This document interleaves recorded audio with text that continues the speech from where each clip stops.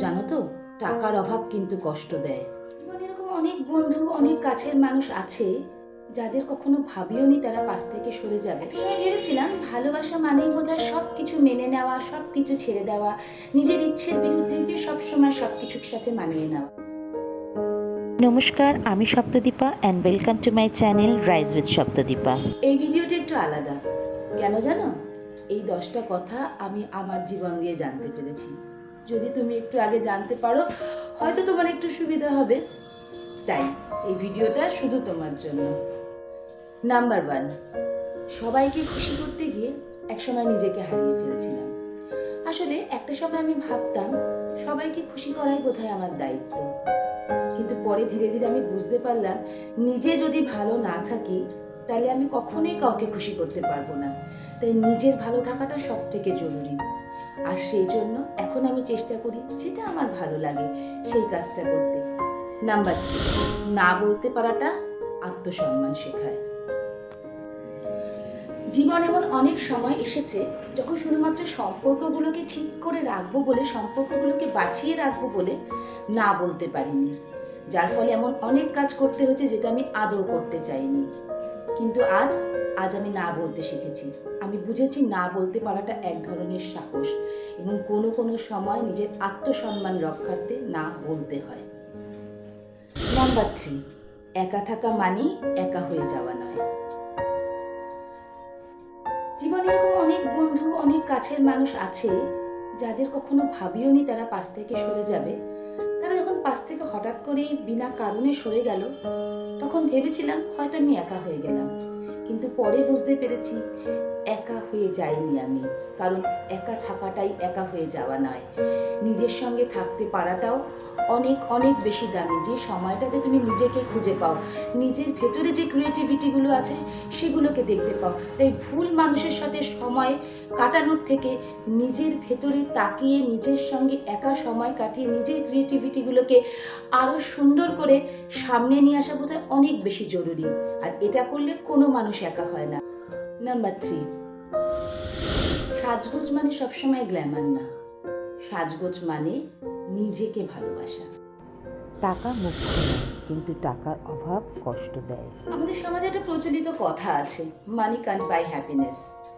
কিন্তু সত্যিটা কি জানো তো? আমি আমার নিজের জীবন দিয়ে বুঝেছি জীবনে অনেক অনেক কিছু করতে চেয়েছিলাম যেটা টাকার অভাবে করতে পারিনি। তাই আজ বুঝেছি টাকাটা কিন্তু জীবনে খুব প্রয়োজন। তাই টাকা জমাও, টাকা রোজগার করো, সৎ পথে থেকে ভালোভাবে। হোক না সেটা খুব কম, হোক না 500, হোক না 1000, হোক না 2000, নাই বা হলে অনেক বড় অ্যামাউন্ট, কিন্তু টাকা রোজগার করাটা এবং টাকা সঞ্চয় করাটা বোধহয় খুব খুব জরুরি, যেটা তোমার ছোট ছোট আশাগুলোকে, ছোট ছোট ইচ্ছেগুলোকে পূরণ করবে। নাম্বার 6, ভালোবাসা মানে সব মেনে নেওয়া নয়। একটা সময় ভেবেছিলাম ভালোবাসা মানেই বোধহয় সব কিছু মেনে নেওয়া, সব কিছু ছেড়ে দেওয়া, নিজের ইচ্ছের বিরুদ্ধে গিয়ে সবসময় সব কিছুর সাথে মানিয়ে নেওয়া। কিন্তু না, ভালোবাসা মানেই সবসময় সব কিছু মেনে নেওয়া না, সবসময় সব কিছু ছেড়ে দেওয়া না। ভালোবাসা মানে নিজেকেও জায়গা দেওয়া, এবং যদি তুমি নিজেকে জায়গা দাও, যদি তুমি নিজেকে প্রায়োরিটি দাও, দেখবে অপর প্রান্তের মানুষটা তোমাকে প্রায়োরিটি দিচ্ছে। নাম্বার 7, সোশ্যাল মিডিয়ার ছবি সত্যিকারের জীবন নয়। সোশ্যাল মিডিয়া অনেক সময় অনেকের ছবি দেখে আমাদের মনে হয়, ইস কি সুন্দর জীবন, আমাদেরও যদি এরকম জীবন হতো। আমারও হয়েছে এরকম, বহুবার মনে হয়েছে, বহু মানুষের ছবি দেখে ইস কি সুন্দর জীবন। ছবির আড়ালে যে গল্পটা রয়েছে সেটা একেবারেই গ্রহণযোগ্য নয়। তখন বুঝতে পেরেছি সোশ্যাল মিডিয়ার ছবি সবসময় সত্যি হয় না। তাই কখনো কাউকে সোশ্যাল মিডিয়ায় দেখে নিজের সাথে, নিজের জীবনের সাথে তুলনা করো না, এবং নিজের জীবনের সাথে তুলনা করে নিজের শান্তি বিঘ্নিত করো না। কারণ সোশ্যাল মিডিয়া সবসময় সত্যি হয় না, বরঞ্চ অধিকাংশ ক্ষেত্রেই তা ফেক বা মিথ্যে হয়। মিথ্যে হাসির আড়ালেই সোশ্যাল মিডিয়া চলছে।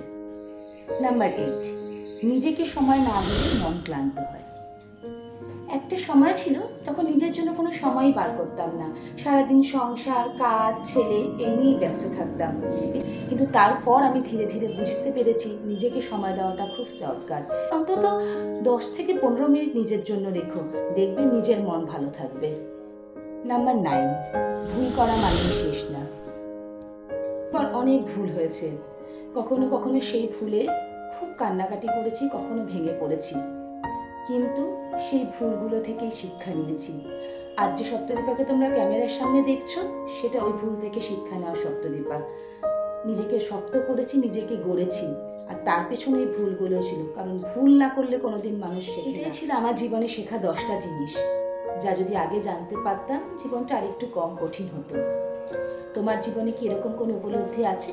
যদি থাকে তাহলে কমেন্টে শেয়ার করো, আর ভিডিওটা যদি কোথাও একটু মন ছুঁয়ে যায় তাহলে সাবস্ক্রাইব করে পাশে থেকো। দেখা হবে পরের ভিডিওতে। টাটা।